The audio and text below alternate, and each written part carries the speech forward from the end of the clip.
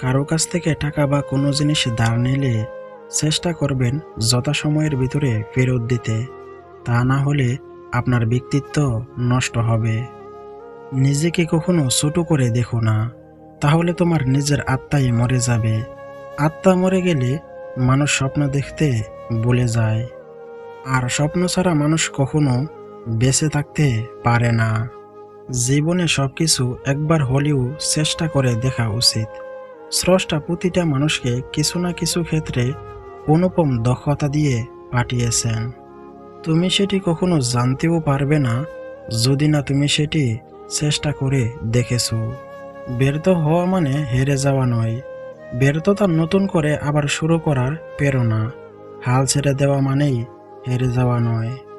জেগে উঠো, সচেতন হও এবং লক্ষ্যে না পৌঁছা পর্যন্ত থেমো না। স্বপ্ন সেটা নয় যেটা মানুষ ঘুমিয়ে ঘুমিয়ে দেখে।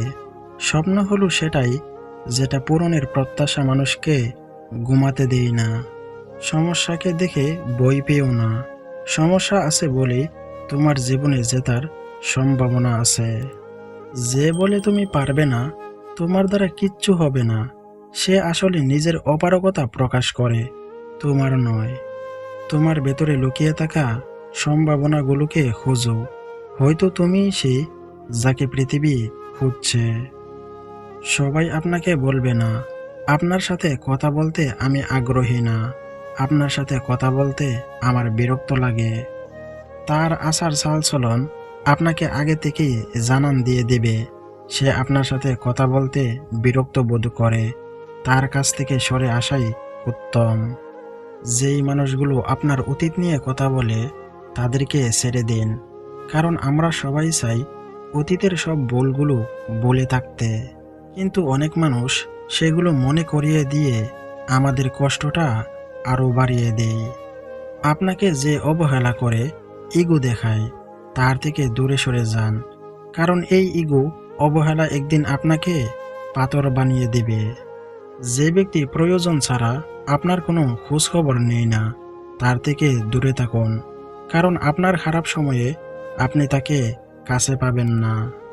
সামান্য কোনো কারণে কেউ যদি আপনার উপর রেগে যায়, তাহলে বুঝবেন সে হয়তো খারাপ সময়ের মধ্যে আছে, না হয় আপনার প্রতি সে বিরক্ত।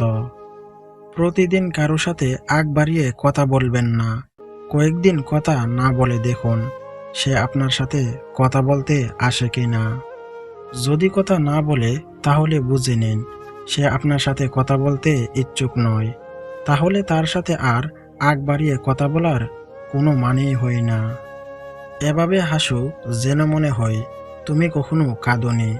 এভাবে যুদ্ধ করো যেন মনে হয় তুমি কখনো হারোনি। এভাবে ভালোবাসো যেন মনে হয় তুমি কখনো দুঃখ পাওনি। এভাবেই বাঁচো যেন মনে হয় তুমি কালকেই মারা যাবে।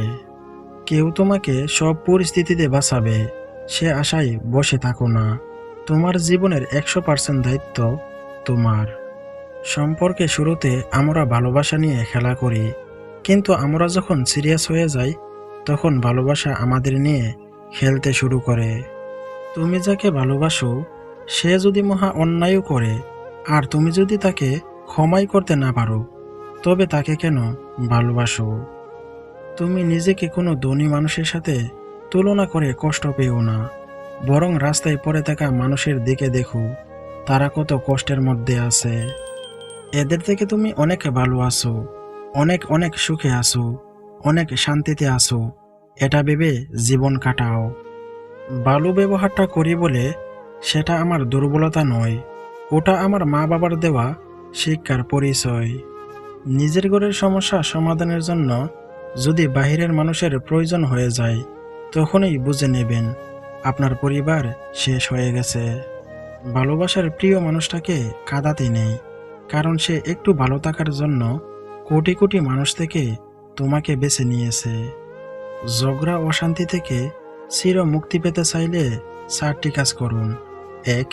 যেখানে মতের মিল নেই সেখান থেকে সরে আসুন। 2. সর্বদা সত্যি কথা বলুন।